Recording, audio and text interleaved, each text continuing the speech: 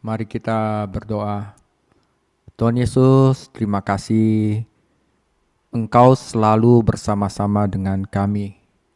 Engkau ada di dalam kami. Oleh karena itu kami tidak takut dan kami tahu bahwa kami akan memperoleh hidup yang kekal saat Engkau datang kembali. Itu adalah sesuatu yang kami pegang sehingga membuat kami tidak takut lagi. Tuhan Yesus, hari ini kami akan belajar tentang bagaimana kami akan menjadi lebih serupa dengan Engkau. Sebagai tanda bahwa kami adalah orang yang hidup, baik secara jasmani maupun secara rohani. Tuhan Yesus, kuatkanlah iman kami dan beritahulah kepada isi hati kami bahwa kami dapat melakukan itu. Sehingga kami dapat dimuliakan nanti bersama-sama Engkau di surga. Terima kasih Tuhan Yesus, jauhkanlah kami daripada segala hal yang jahat kepada kami dan jauhkanlah segala hal yang mencobai kami.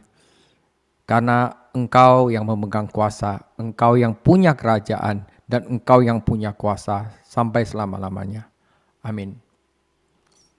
Saudara, hari ini adalah sanctification, proses pengudusan. Artinya proses bagaimana kita dipisahkan dari segala sesuatu yang menjadi sistem dunia. Dunia begini, kita beda, saudara. Semacam seperti itu. Nah, saudara, ya karena kita sudah belajar tentang sisi gelap, ya di mana setiap orang kita ada dan ini akan menghancurkan kepemimpinan kita. Sekarang kita juga akan belajar tentang bagaimana pelan-pelan kita mengikis apa yang jelek di dalam diri kita. Oke, saudara, saya akan mulai. Saudara, mungkin cara terbaik untuk memulai pengajaran tentang pengudusan atau sanctification adalah dengan memberikan diagnosis ringkasan dari beberapa dosa saya. Saudara, dosa saya. Jadi ceritanya saya pengen ngaku nih saudara. Saya yang paling mengganggu saudara. Saya telah melawannya. Dan saya pikir teman-teman saya akan mengatakan bahwa saya ada yang sudah memenangkan lebih banyak pertempuran sekarang daripada selama mereka mengenal saya dalam waktu yang lama. Ya, yang paling jelas Bro Eko ya, dia kenal saya udah 10 tahun. Dia mungkin tahu dulu saya bagaimana, sekarang saya bagaimana. Bagaimana pertempuran itu diperjuangkan adalah apa yang ingin saya bicarakan. Itu adalah sanctification. Bagaimana saya bertempur, itu yang akan saya bicarakan. Namun pertama-tama Anda harus mendiagnosisnya. Setiap orang harus melakukan ini untuk jiwa mereka sendiri. Ini terutama penting bagi pendeta saudara. Seorang yang ingin melayani jiwa-jiwa bagi Tuhan. Dan mereka yang sedang mempersiapkan diri untuk melayani. Untuk menjadi pendeta. Karena Anda akan mengenal jiwa jemaat Anda lebih baik daripada mengenal jiwa Anda sendiri. Jadi untuk mulai sanctification, jujurlah dengan diri Anda sendiri. Saudara, saya mendiagnosa jiwa saya sendiri, saudara. Saya pada dasarnya itu dosa saya itu kesombongan, saudara, keegoisan ya. Kalau orang bilang kalau narsistik saya itu enggak dicabut, saya bahaya sekarang ya. Jadi karakteristik dosa saya adalah keegoisan, kemarahan, mengasihi diri sendiri dan cepat menyalahkan. Nah, izinkan saya menggambarkannya dalam keburukannya satu persatu.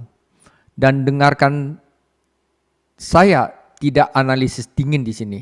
Tapi dengan kesedihan dan penyesalan dan rasa syukur atas salib Kristus dan atas kasih karunia. Saudara, keegoisan pada dasarnya sama dengan kesombongan. Dan merupakan kerusakan yang dalam dan luas yang menjadi dasar dari semuanya. Saya memberikan 5 ciri. Karena saya egois, itu refleks di dalam diri saya berharap untuk dilayani.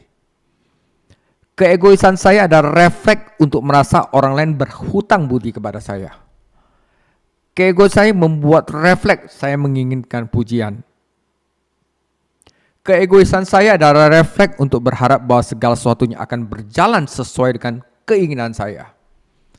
Keegoisan saya adalah refleks untuk merasa bahwa saya berhak untuk bereaksi negatif tentang orang-orang yang bertentangan dengan saya. Nah saudara, di sini perhatikan, dan alasan saya menggunakan kata refleks menggambarkan ciri-ciri keegoisan karena ini tidak ada prameditasi sama sekali. Tidak dipikirkan itu saudara, langsung naik ke tindakan. Ketika respon ini terjadi, respon tersebut berasal dari hati saya, bukan refleksi pemikiran saya. Dan respon itu merupakan tanda bahwa saya keturunan Adam. Tanda dosa asal. Sekarang apa yang terjadi jika keegoisan saya saudara, sombongnya saya itu mulai muncul saudara. Ya, dulu itu saya marah saudara. Pertentangan emosional yang kuat terhadap rintangan di jalan saya. Saya menegang dan ingin menyerang secara verbal atau fisik. Ya. Saya akan mengasihani diri sendiri. Jadi saudara, saya merasa saya udah dibegituin, jadi saya ingin orang lain merasakan luka saya dan mengagumi saya karena saya tidak diperlakukan dengan tidak baik dan tergerak untuk menunjukkan simpati ke saya. Nah itu jadi ciri-ciri yang sisi gelap yang telah kita pelajari sebelumnya. Saya jadi cepat menyalahkan. Dia sih begini, refleks untuk menyalahkan orang lain atas situasi yang membuat saya frustasi. Walaupun kadang-kadang bukan kesalahan saya saudara, mungkin memang kesalahan orang lain, tetapi saya selalu akan begitu sih dia gitu loh. Sampai sekarang masih ada saudara.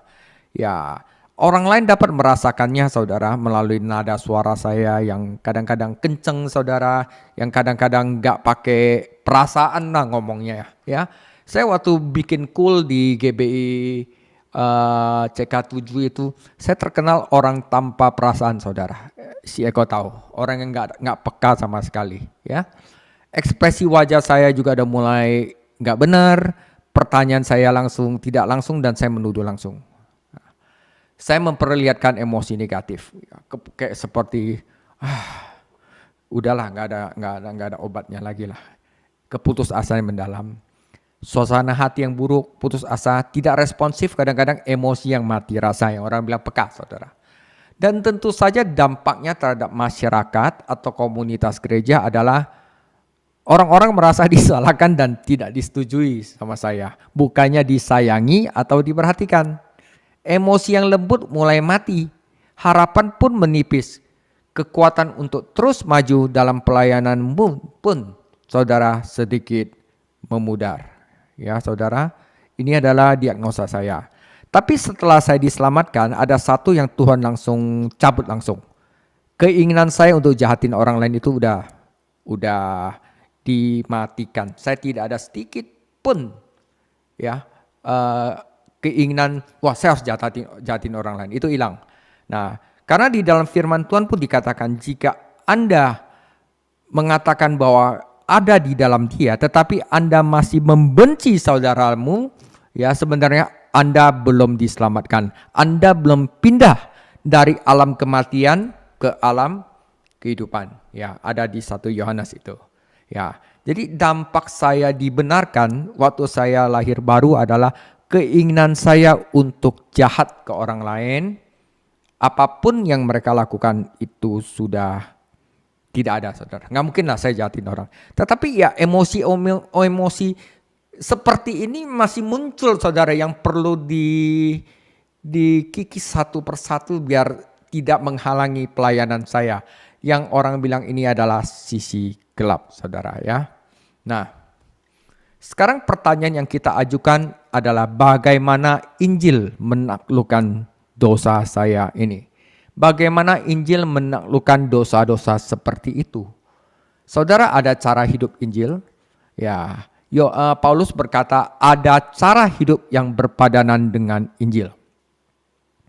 Filipi 1 ayat 27, hanya hendaklah hidupmu berpadanan dengan Injil Kristus, supaya apabila aku datang aku melihat, apabila aku tidak datang aku mendengar, bahwa kamu teguh berdiri dalam satu roh dan sehati sejiwa berjuang untuk iman yang timbul dari berita Injil. Saudara, alasan ada cara hidup yang sesuai dengan Injil alasan mengapa kita harus pelan-pelan bergerak kepada cara hidup yang sesuai Injil, karena apa yang terjadi di kayu salib Kristus. Karena apa yang terjadi di kayu salib Kristus tidak hanya membatalkan dosa kita, tetapi dia menunjukkan kesempurnaan dari Yesus Kristus, sehingga kita juga harus menjadi sempurna seperti dia. Itulah yang mendasari pembenaran kita. Tetapi dengan melakukan itu, saudara, itu juga melepaskan kuasa pengudusan kita. Dan inti dari pengajaran hari ini, bagaimana Injil menaklukkan dosa kita. Saudara, namun sebelum kita sampai di sana, kita harus melihat konteks yang lebih luas untuk memastikan kita memahami cara salib untuk menjadi kunci pengudusan kita sekaligus pembenaran. Jadi salib itu yang dilakukan adalah dia akan membenarkan kita, ya, bukan karena perbuatan baik kita. Sama sekali tidak ada perbuatan baik kita yang bisa membenarkan kita, yang membawa kita keselamatan. Hanya darah yang Kristus Yesus lakukan di kayu salib yang bisa membuat kita benar di hadapan Allah.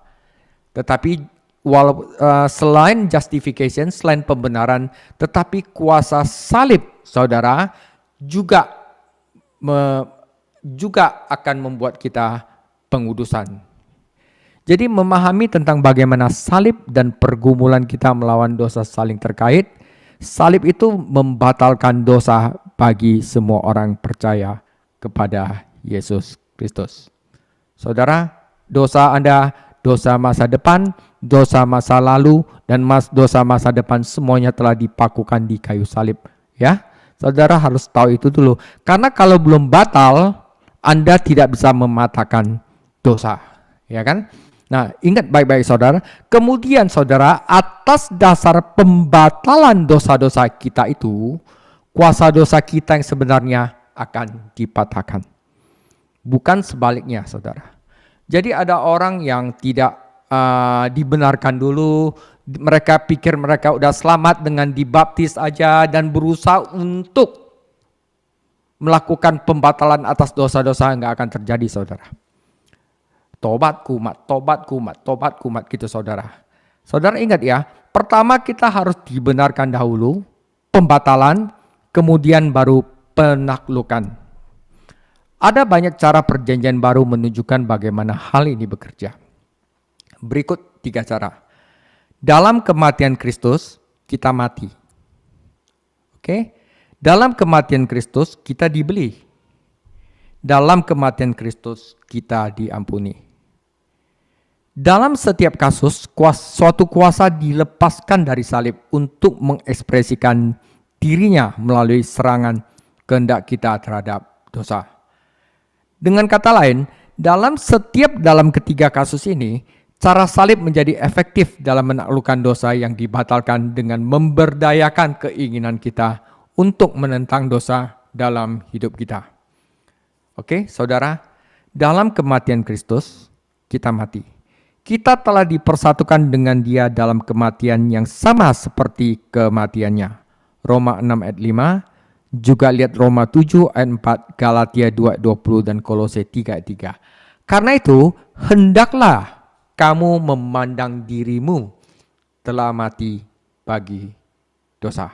Ya saudara, tiap pagi kita bangun, ya, kita katakan kepada dirinya, saya sudah dibeli, saya sudah dipersatukan dengan Yesus Kristus. Oleh sebab itu saya memandang hari ini, saya telah mati bagi dosa. Oke? Karena itu, janganlah dosa berkuasa lagi di tubuhmu yang fana. Oke? Saudara, dalam kematian Kristus kita dibeli. Kamu bukan milik kamu sendiri, sebab kamu telah dibeli dengan harga yang mahal. 1 Korintus 6 ayat 19 ayat 20. Oleh karena itu, karena tubuh kita ini bukan diri kita sendiri, muliakanlah Allah dengan tubuhmu. Saudara pikir dalam pagi-pagi kita bangun, wah aku ini bukan saya punya lagi. Gak boleh sembarangan saya buat tubuh kita Oleh sebab itu, saya harus menggunakan untuk orang yang telah menebus kita, yaitu Yesus Kristus. Dalam kematian Kristus kita diampuni. Allah di dalam Kristus telah mengampuni kamu. Oleh karena itu, saudara, dulu kan saya orang jahat sama saya langsung bereaksi dengan ketus. Ini saya merasa saya berhak untuk itu. Tetapi sekarang saudara, karena Kristus Yesus juga telah mengampuni saya juga harus mengampuni orang lain.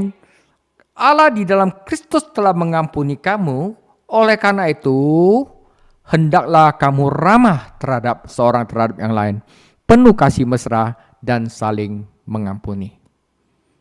Jadi kuncinya di sana. Saudara, di mindset dan kuasa Roh Kudus di dalam hati kita.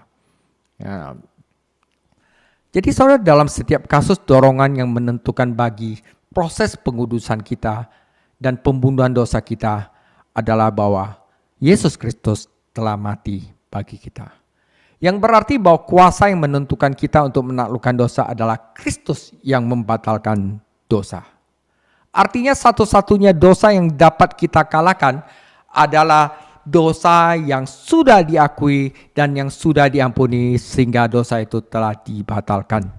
Saudara, oleh karena itu, jika kita mencoba untuk mengalahkan dosa yang tidak pernah engkau akui, yang belum engkau ampuni, yang kamu merasa kamu benar dalam dosa itu, yaitu jika kita mencoba untuk menaklukkan dosa sebelum dosa itu dibatalkan, saudara, kita akan menjadi juru selamat kita sendiri. Dengan perbuatan kita membatalkan pembenaran orang fasik yang telah dilakukan oleh Tuhan Yesus. Dan kita langsung akan menuju keputusasaan. Dan kalau kita stres, kita akan bunuh diri. Karena tidak mungkin terjadi. Itulah sebabnya langkah pertama untuk pengudusan, saudara, selalu saya katakan ini dalam perikop,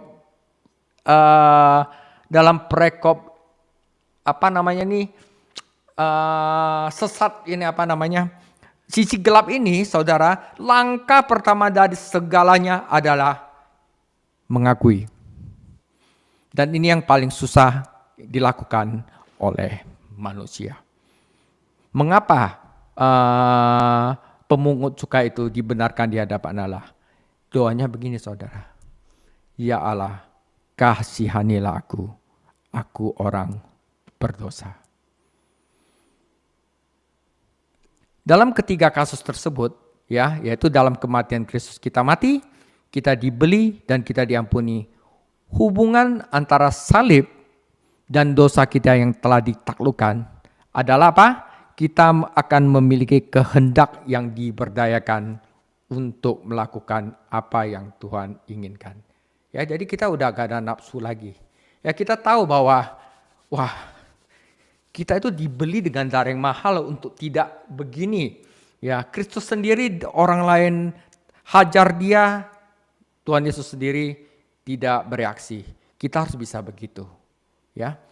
Jadi kehendak kita yang digunakan untuk melawan dosa dengan darah Kristus membeli kuasa. Saya mengatakan itu karena dalam ketiga kasus ini, pernyataan kematian kita, pembelian kita, dan pengampunan kita dijadikan penyebab perintah yang diarahkan kepada kehendak kita. Ya saudara, dengan kata lain, jika Anda tahu dan secara sadar mengerti bahwa kita telah mati di dalam Kristus, bahwa kita udah dibeli oleh Kristus dan kita telah diampuni oleh Kristus, maka kehendak kita, apa yang kita mau lakukan itu sudah beda. Ya. Jangan biarkan dosa berkuasa di dalam tubuhmu. Muliakanlah Allah dengan tubuhmu dan bersikaplah baik terhadap satu sama lain, lemah lembut dan saling mengampuni. Ya. Karena hal itu telah kita mengerti, maka perintah-perintah tersebut langsung ditujukan kepada kita dan itu melibatkan kehendak kita. Dan kuasa yang melibatkan akan menghidupkan dan membawa kehendak kita sehingga menjadi jelas bahwa kehendak kita adalah kehendak yang mengangkat salib. Adalah kuasa Roh Kudus yang diberikan kepada kita karena kematian Kristus bagi kita. Dan Roh Kudus adalah karunia perjanjian baru Allah yang dibeli oleh darah Kristus. Yang berarti bahwa hubungan antara salib dan dosa kita yang telah ditaklukkan adalah kehendak yang diberdayakan oleh Roh Kudus. Kristus telah mati, dosa kita telah kita akui dan telah ditaklukkan. Hasilnya adalah kehendak kita yang diberdayakan oleh Roh Kudus. Dengarkanlah teks-teks berikut yang menggambarkan kenyataan ini. Roma 7 ayat 6. Tetapi sekarang kita telah dibebaskan dari hukum Taurat, sebab kita telah mati bagi Dia yang mengurung kita, sehingga kita sekarang melayani dengan keadaan baru menurut Roh, bukan dalam keadaan lama yang menurut huruf hukum Taurat. Ya, jadi banyak pengajaran yang bilang perbuatan baik nggak mungkin bisa, saudara. Ya, tidak ada kuasa untuk memperdayakan kehendak kita, dan kuasa itu hanya bisa diberikan oleh Roh Kudus karena kematian Yesus Kristus. Ya. Roma 8 ayat 13. Sebab jika kamu hidup menurut daging, kamu akan mati. Tetapi jika oleh Roh kamu mematikan perbuatan-perbuatan tubuhmu, saudara ingat ya, oleh Roh ya, kamu mematikan perbuatan-perbuatan tubuhmu, kamu akan hidup. Tidak dikatakan, tetapi jika kamu dengan kekuatanmu berusaha untuk mematikan perbuatan-perbuatan tubuhmu. Tidak dikatakan itu ya. Tapi dikatakan jika oleh Roh. Ya, berarti apa? Kehendak yang diberdayakan. Saudara, sehingga kehendak kita diberdayakan, saya akan bacakan beberapa firman Tuhan. Galatia 2 ayat 20. Namun aku hidup, tetapi bukan lagi aku sendiri yang hidup, melainkan Kristus yang hidup di dalam aku. Dan hidupku yang kuhidupi sekarang di dalam daging adalah hidup oleh iman dalam Anak Allah yang telah mengasihi aku dan menyerahkan dirinya untuk aku. 1 Petrus 4 ayat 11. Jika ada orang berbicara, baiklah ia berbicara sebagai orang yang menyampaikan firman Allah. Jika ada orang yang melayani, baiklah ia melakukannya dengan kekuatan yang dianugerahkan Allah, supaya Allah dimuliakan dalam segala sesuatu karena Yesus Kristus. Ialah yang mempunyai kemuliaan dan kuasa sampai selama-lamanya. Amin.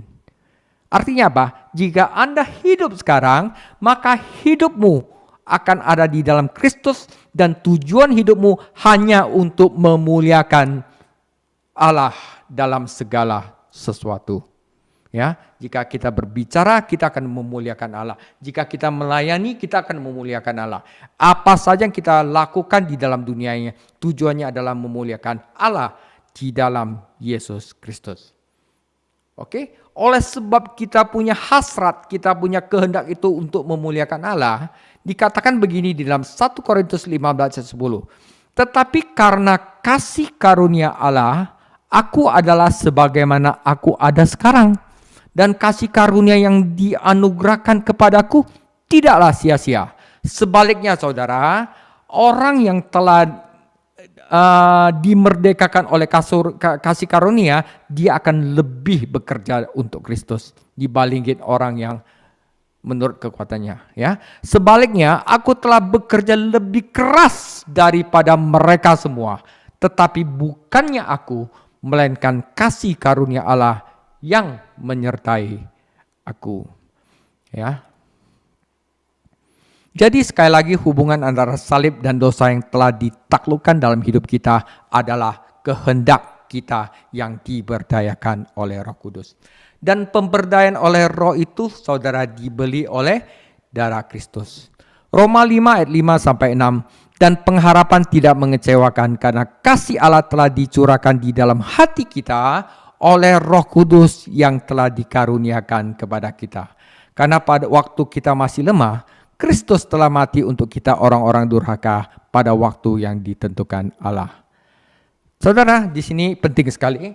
Dengan kata lain saudara, Allah menghendaki agar sebagian dari pengalaman pengudusan kita menjadi perlawanan yang disengaja terhadap dosa-dosa tertentu di dalam hidup kita. Saudara, saya sudah katakan ada dosa yang sejak saya lahir baru itu langsung dicabut oleh Tuhan. Yaitu dosa untuk menjadi jahat bagi orang lain. Untuk tidak mengasihi orang lain ya. Saya hanya mengatakan sebagian dari pengalaman pengudusan. Karena bukanlah seluruh pekerjaan pengudusan. Saudara, ada beberapa bidang dosa, yaitu yang saya bilang tadi. Saya setelah lahir baru itu, saya tidak punya niat jahat lagi sama orang lain, saudara. Ya, mau diapain juga nggak bisa niat jahat lagi, saudara. Ya, dalam beberapa bidang dosa, Allah cukup menyingkirkan keinginan dan godaan pun hilang, dan kita tidak perlu berjuang melawannya. Untuk hal itu saya tidak perlu berjuang melawannya. Tetapi dengan keegoisan yang saya tersinggung karena orang, karena merasa ingin diperhatikan, saudara, cepat menyalahkan karena keadaan tidak sesuai dengan kita, itu yang perlu saya lawan, saudara.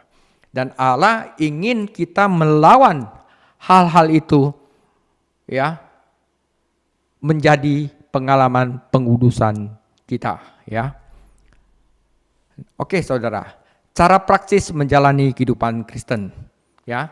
Sekarang ini kita telah dibenarkan semua, ya, dan kita dalam proses pengudusan, ya. Sekarang saya ingin berbicara secara praktis tentang cara menjalani kehidupan Kristen, dan lebih khusus lagi bagaimana doa, hal yang paling penting, cocok dengan aktivitas jam demi jam tersebut. Mari saya mulai dengan menggambarkan kehidupan Kristen dalam 3 frasa Alkitab. Pertama, kita hidup oleh iman kepada Anak Allah, yaitu Yesus Kristus. Menjalani kehidupan Kristen berarti hidup oleh iman kepada Anak Allah. Ya, segala sesuatu itu yang diandalkan itu hanyalah Yesus Kristus, tidak ada yang lain, saudara. Ya, kalau Anda pergi ke dukun, Anda belum hidup oleh iman kepada Anak Allah, ya. Menjalani kehidupan Kristen berarti hidup oleh iman kepada Anak Allah. Galatia 2:20, namun aku hidup, tetapi bukan lagi aku yang sendiri yang hidup, melainkan Kristus yang hidup di dalam aku, dan hidupku yang kuhidupi sekarang di dalam daging adalah hidup oleh iman dalam Anak Allah yang telah mengasihi aku dan menyerahkan dirinya untuk aku. Jadi saudara, kehidupan Kristen adalah percaya kepada Yesus Kristus setiap jam, setiap saat. Mempercayainya untuk apa? Nah, ini saya akan jelaskan di bagian belakang.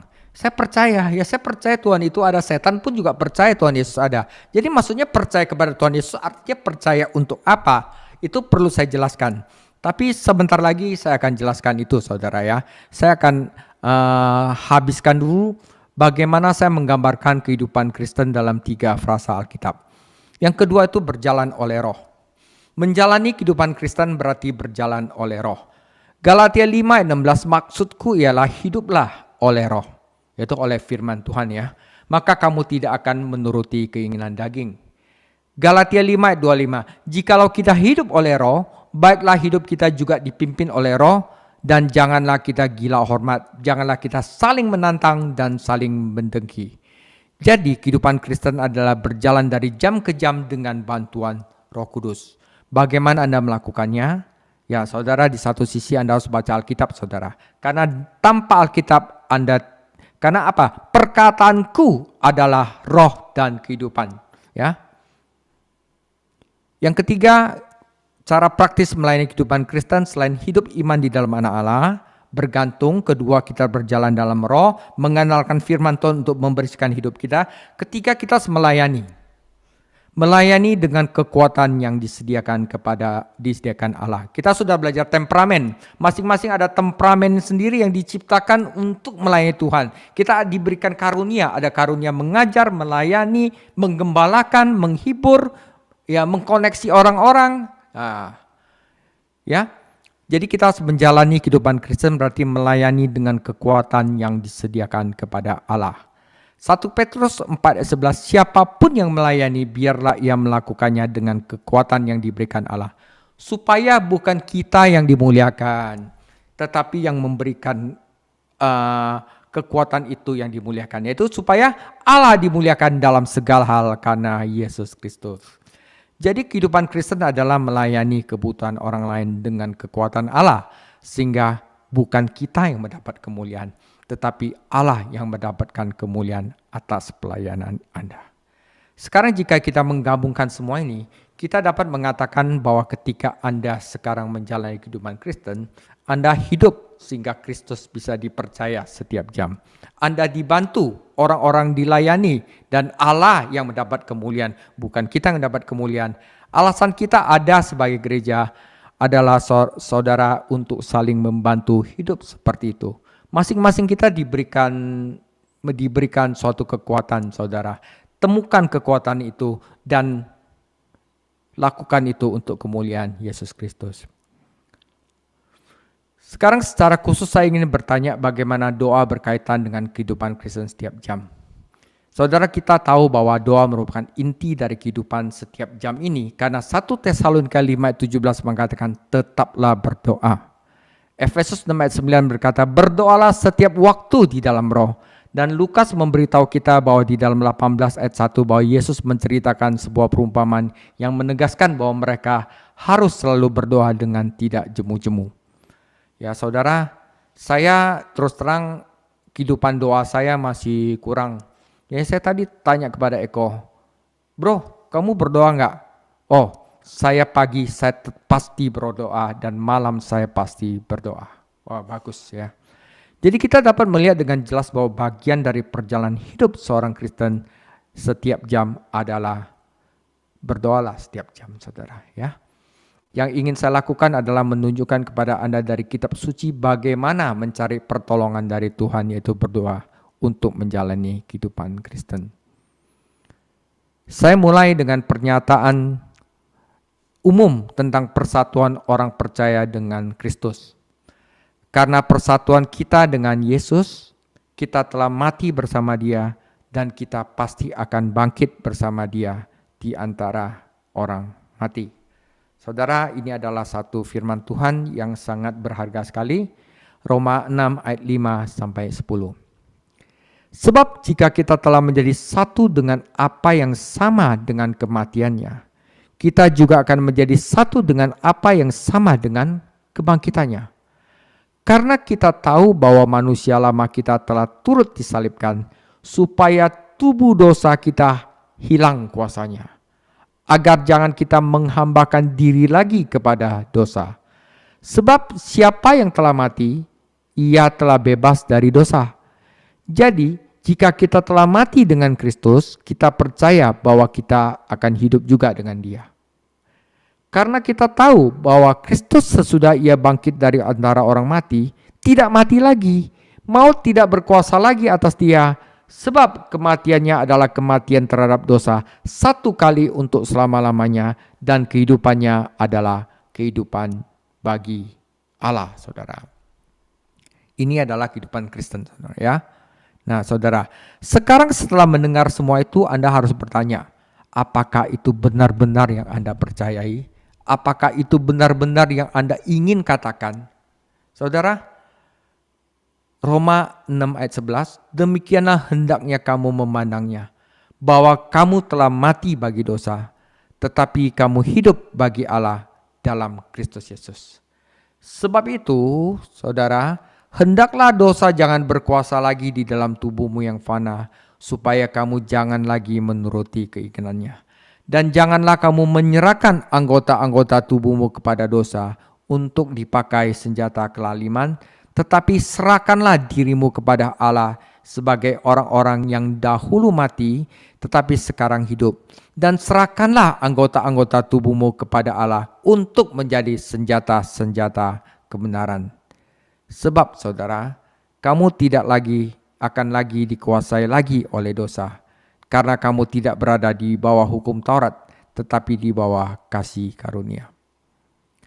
Dan bukankah yang dikatakan Efesus 2 ayat 5, ketika kita sudah mati karena pelanggaran kita, Allah menghidupkan kita bersama-sama dengan Kristus dan membangkitkan kita bersama-sama dengan Dia. Dan dalam Kolose 3 ayat 1 bukankah tertulis, karena itu jika kamu telah dibangkitkan bersama Kristus, saudara, carilah perkara di atas di mana Kristus ada duduk di sebelah kanan Allah. Dan di dalam Kolose 2 ayat 12, karena dengan Dia kamu dikuburkan dalam baptisan dan di dalam Dia kamu turut dibangkitkan juga oleh kepercayaanmu kepada kerja kuasa Allah yang telah membangkitkan dia dari antara orang mati. Apakah saya percaya bahwa kematian dan kebangkitan Kristus dapat menghancurkan kekuatan dosa saya? Jawaban saya adalah ya. Karena saya sudah mengalaminya. Saya sudah bertempur. Tetapi saya belum sempurna. Tetapi saya akan terus bertempur karena Kristus Yesus telah mati bagi saya. Dan tanda saya masih bertempur sekarang dengan dosa-dosa yang belum bersih dari tubuh saya adalah tanda bahwa saya telah dibangkitkan bersama-sama Kristus. Jadi efeknya ada dua. Efek sekarang tandanya saya akan dibangkitkan bahwa saya melawan dosa saya dan saya menang. Dan efek kedua nanti saya benar-benar dibangkitkan bersama-sama dengan Kristus saat Kristus datang kembali ke dunia. Jadi saya ingin menghormati kebenaran Alkitab, saudara. Ini menghormati dua kebenaran ya. Bahwa persatuan kita dengan Kristus, bahwa kita sekarang, saudara, hidup dalam kehidupan baru. Ya, kita sekarang hidup bagi Allah dan sekarang kita hidup di antara orang-orang mati. Dan itu artinya kita telah dibangkitkan bersama Dia sekarang. Oke? Saya juga ingin menghormati kebenaran Alkitab dalam Roma 6 ayat 5 dan ayat 8. Ayat 5, sebab jika kita telah menjadi satu dengan Dia dalam kematian yang sama seperti kematiannya, kita pasti akan menjadi satu dengan Dia dalam kebangkitan yang sama dengan kebangkitannya. Kedengarannya seperti sangat masa depan bangkit. Tetapi hal ini juga kita harus percaya dalam ayat 8. Sekarang saudara. Ya. Sekarang, masih saat ini. Bukan nanti waktu kita bangkit. Sekarang jika kita telah mati dengan Kristus. Kita percaya bahwa kita juga akan hidup dengan Dia. Artinya apa? Sanctification. Ya saudara, kita akan mengalami proses pengudusan. Karena kan kita itu artinya kita telah mengalami kebangkitan. Sekali lagi kebangkitan kita memang adalah masa depan. Dan saya ingin menghormati makna 8 ayat 11. Jika roh Dia yang telah membangkitkan Yesus dari antara orang mati diam di dalam kamu, maka yang telah membangkitkan Kristus Yesus dari antara orang mati akan menghidupkan juga tubuhmu yang fana itu oleh rohnya yang diam di dalam kamu. Sekali lagi persatuan kita dengan Kristus melalui rohnya menjamin kebangkitan kita di masa akan datang. Tetapi di masa sekarang Dia akan membentuk kita. Ya, dan Anda akan mengatakan saya hidup. I'm alive. Ya. Dan hal yang sama juga terjadi di 2 Korintus 4:14. Ia yang telah membangkitkan Tuhan Yesus akan membangkitkan kita juga bersama-sama dengan Yesus. Jadi efek sekarang yaitu kita dikuduskan adalah realitas masa depan bahwa kita akan benar-benar bangkit. Saudara, salah satu cara kematian kita bersama Kristus menghasilkan kehidupan baru sekarang, ya, kenapa kita benar-benar ingin melayani Tuhan, ingin memberitakan firman-Nya, ingin orang-orang itu percaya kepada Yesus, kita ingin bekerja Yesus untuk memuliakan nama-Nya, itu artinya kita akan dibangkitkan di masa depan. Ya, adalah efek kematian ini terhadap masa depan kita. Saya memahami langsung dari logika 5 ayat 5, Roma 6 ayat 5 dan ayat 8. Ayat 5, sebab jika kita telah menjadi satu dengan apa yang sama dengan kematiannya, kita juga akan menjadi satu dengan apa yang sama dengan kebangkitannya. Jadi jika kita telah mati dengan Kristus, kita percaya bahwa kita akan hidup juga dengan Dia. Pastikan Anda melihatnya saudara. Jadi nggak mungkin Anda udah mati bagi dosa tetapi Anda tidak hidup bagi Kristus. Saudara, ya, there is no justification without sanctification. Jadi jika Anda mengatakan bahwa Anda dibenarkan tetapi Anda bilang saya tidak mau proses pengudusan, itu tidak mungkin. Tidak ada proses pembenaran jika Anda sekarang tidak mengalami proses pengudusan, ya. Karena kedua ayat tersebut memiliki konstruksi jika, maka. Jadi satu poin penting bagi Paulus adalah bahwa kematian kita bersama Kristus menjamin, saudara ya, kehidupan dan kemuliaan masa depan kita. Percaya akan hal ini, saudara, sangat penting untuk mengalami kuasa kebangkitan Kristus saat ini, saudara, yaitu pengudusan dalam hidup kita. Percaya bahwa masa depan kita aman nanti dan bahagia di dalam Kristus adalah salah satu cara kita mengalami kuasa Kristus sekarang. Untuk apa? Membebaskan kita dari dosa-dosa yang tersisa. Paulus mengembangkan ini dalam dua cara yang berbeda, satu di ayat 5-7 dan yang lainnya di ayat 8-10. Argumentasi Paulus dalam Roma 6 ayat 8-10 dimulai dengan ayat 8-10. Lihatlah betapa penting untuk percaya masa depan Anda aman di dalam Kristus, karena itu akan mempengaruhi bagaimana kita sekarang untuk membunuh dosa.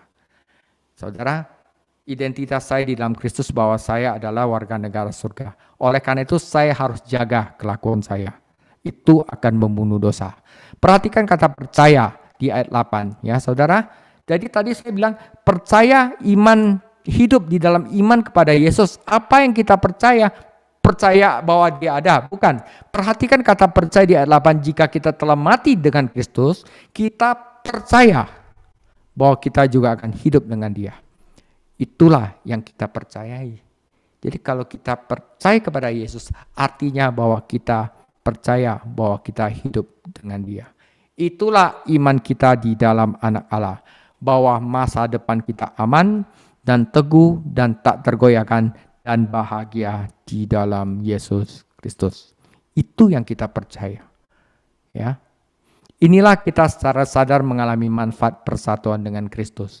Kita mempercayainya, kita mengandalkannya, kita beristirahat di dalamnya, kita merasa puas karenanya. Kemudian lihatlah bagaimana Paulus menopang iman ini di masa depan.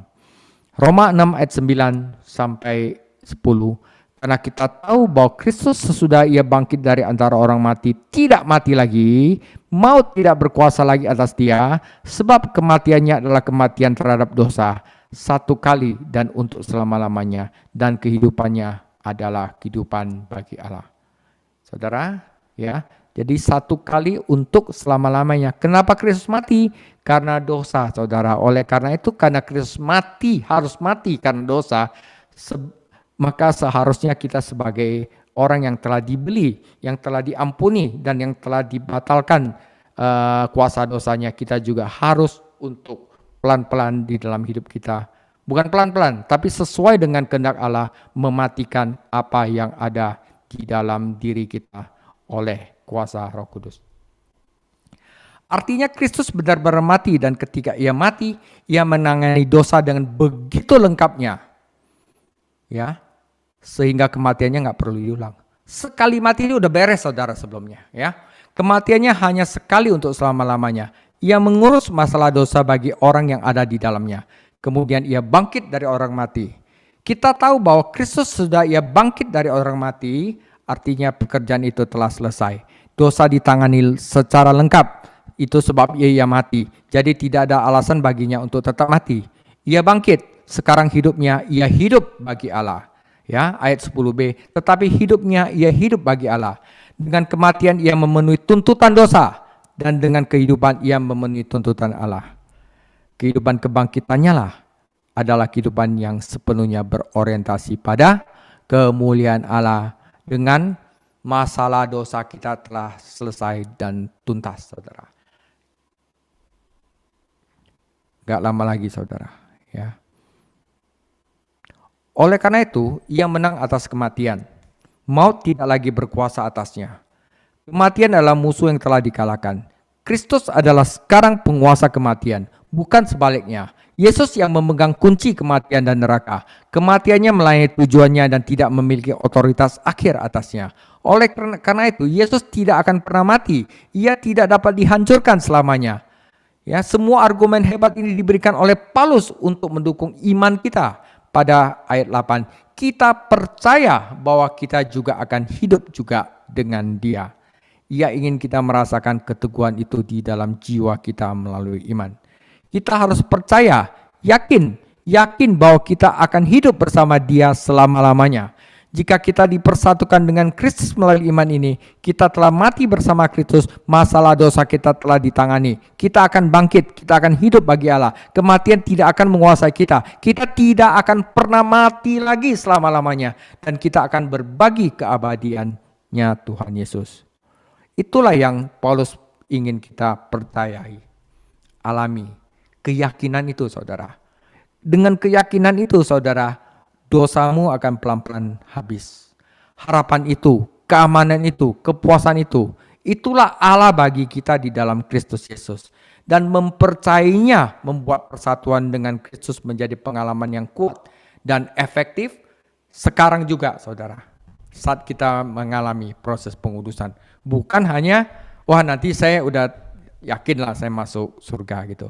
Inilah sebabnya Paulus menekankan dampak kematian bersama Kristus terhadap masa depan kita. Karena dengan mempercayai hal itu, dengan dipenuhi harapan, aman, dan puas akan masa depan bersama Kristus, saudara dapat mematahkan kuasa dosa pada masa sekarang. Itulah kunci untuk bisa sanctification. Dosa tidak dapat memperbudak seseorang yang sepenuhnya yakin, saudara. Ya, nggak bisa diperbudak, lu udah yakin dan penuh harapan akan kebahagiaan tak terbatas bersama Kristus masa depan. Dosa itu nggak bisa memperbudak lagi, saudara. Jadi Paulus menekankan dalam ayat 8 bahwa kematian kita bersama Kristus menjamin kebangkitan kita yang penuh kemenangan bersamanya di masa depan. Namun ada cara yang lebih dalam, ya saudara, di sini saudara yang bahaya. Namun ada cara yang lebih dalam yang membuat dosa memperbudak orang dan menahan mereka. Dan saya telah melihatnya melakukan pekerjaan yang mengerikan ya beberapa tahun terakhir. Saudara, rasa bersalah. Ya. Ketakutan saudara. Dosa menciptakan ketakutan yang membutakan, yang membuat orang merasa putus asa dan tak berdaya.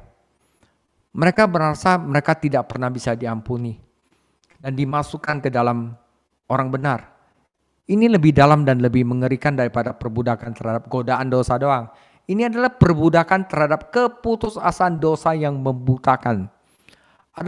Anda bertanya kepada seorang yang berada dalam perbudakan dosa ini. Tidakkah Anda menyadari bahwa janji dosa adalah kebohongan dan Anda berada di jalan buntu menuju kehancuran?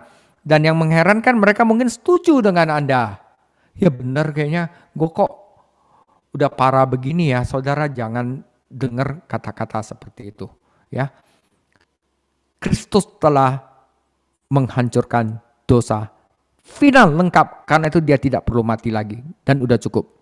Dan mungkin mengatakan sesuatu seperti saya tahu, tetapi itu tidak membuat perbedaan apapun. Saya tetap begini terus, kayaknya tidak ada harapan bagi saya. Saudara, itu bohong saudara, ya.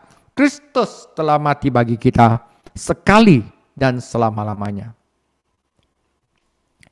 Di sini ada seorang yang tidak hanya terikat pada godaan dosa, tapi bahkan lebih mengerikan lagi, terikat pada kebutaan yang membuat keputusasaan dari rasa bersalah dosa. Mereka tidak dapat membuat kemajuan apapun dalam melawan godaan dosa. Tiap tahun begitu aja sifatnya, tidak ada kemajuan. Kalau misalnya kita masih ada dosa dikit-dikit tapi mengalami kemajuan, itu oke, saudara. Karena apa? Mereka pasrah, mereka nggak ada iman, mereka tidak ada keyakinan bahwa Kristus dapat membatalkan dan memberikan kuasa atas dosa mereka. Jadi mereka itu merasa tidak ada harapan untuk lolos dari rasa bersalah atas dosa. Jika memang ada perbudakan seperti itu, maka ayat 7 dirancang dengan sempurna untuk menggambarkan solusinya. Bunyinya sepertinya, ya, saya mulai ayat 6. Manusia lama kita telah disalibkan bersama dia, supaya kita tidak lagi menjadi hamba dosa. Saudara, kalau kita tidak lagi merupakan budaknya dosa, bahwa dosa itu bukan kita punya bos, kita berani bilang tidak sama dosa. Ya kamu bukan bos saya lagi, saya sudah dibeli. Kamu bukan bos saya lagi. Saya berhak untuk mengatakan tidak kepada Anda. Bagaimana bisa demikian? Bagaimana kematian Kristus membebaskan kita dari perbudakan ini? Jawabannya dari ayat 7, kematian Kristus pertama-tama menyentuh akar terdalam dari perbudakan, ya, bukan godaan, tetapi rasa bersalah dosa yang membutakan dan menghancurkan harapan saudara, ya. Dan berkata, barang siapa telah mati, ia telah dibenarkan dari dosa. Rasa bersalah itu disingkirkan sebelum godaan itu dipatahkan, ya. Yang berarti sebagai ringkasan, dalam mengatasi kuasa dosa dalam hidup kita, ya, Saudara, kita tidak pertama-tama diberikan kemampuan moral untuk mematahkan dosa. Kita pertama-tama diberikan hak hukum pribadi untuk mematahkan keputusasaan yang mengatakan saya tidak dapat diampuni dan dinyatakan benar. Ya, kita menyebutannya pembenaran. Dengan kata lain, pembenaran adalah dasar pengudusan yang pada gilirannya adalah sertifikasi bahwa kita sedang menuju perjalanan menuju kebangkitan bersama Kristus dalam persatuan dengannya. Ya, saudara, hal ini dapat dilakukan dengan dua cara. Satu, menyatukan kita dengan Kristus yang sendiri hidup dengan hidup yang tidak dapat binasa dan tidak dapat mati. Kita bisa yakin, saudara, menyatukan kita dengan Kristus yang membenarkan kita dan menyingkirkan keputusasaan yang membutakan bahwa kita tidak memiliki harapan dalam dosa kita. Dan dari tempat harapan yang tidak dapat dihancurkan ini, kita tumbuh dalam kemampuan kita untuk mengalahkan dosa yang menipu dan menyerahkan hidup kita di dalam kasih. Oleh sebab itu, pembenaran itu, kalau misalnya orang percaya karena perbuatan baik dia orang itu akan gagal untuk selama-lamanya. Pembenaran itu hanya oleh kasih karunia dan oleh karena kematian Kristus Yesus yang memberikan nyawanya untuk kita. Penutup, saudara, oleh karena itu langkah-langkah sanctification sehari-hari, saudara, dengan doktrin dan prinsip yang telah saya paparkan tadi, yang nomor satu paling penting, saudara, selalu yang paling penting yaitu ngaku ketidakmampuan Anda untuk berbuat baik sendiri. Berdoa untuk memohon kemampuan ilahi. Tuhan, kasihanilah aku orang berdosa. Saya tidak mampu, Tuhan. Tetapi saya yakin Engkau adalah Allah yang hidup, Allah yang tidak pernah mati, Allah yang berkuasa, yang telah menghancurkan kuasa dosa. Ya. Dan Dia berjanji untuk pertolongan, kekuatan, dan bimbingan. Percaya. Bertindaklah dalam ketaatan kepada firman Allah. Dan bersyukurlah kepada Allah atas kebaikan apapun yang datang.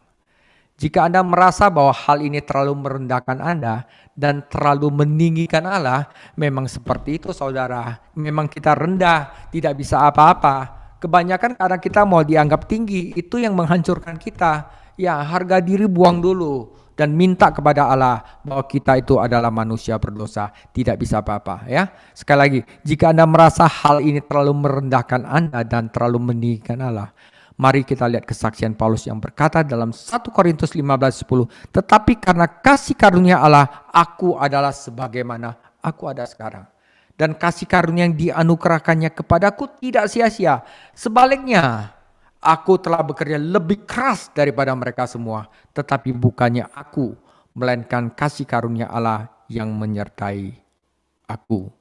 Dan dalam Roma 15:18, karena aku tidak berani berkata-kata tentang sesuatu kecuali tentang apa yang telah dikerjakan Kristus melalui perantaranku. Melalui roh, bukan daging. Oleh iman, bukan perbuatan. Kita menantikan pengharapan akan kebenaran. Hanya jika hal itu benar, kita akan dapat berkata, aku yakin bahwa Dia, yaitu Yesus, yang memulai pekerjaan baik di dalam aku, saudara, akan meneruskannya sampai pada akhirnya pada hari Kristus Yesus. Filipi 1 ayat 6. Saudara, demikian pemaparan saya tentang sanctification. Tuhan Yesus memberkati.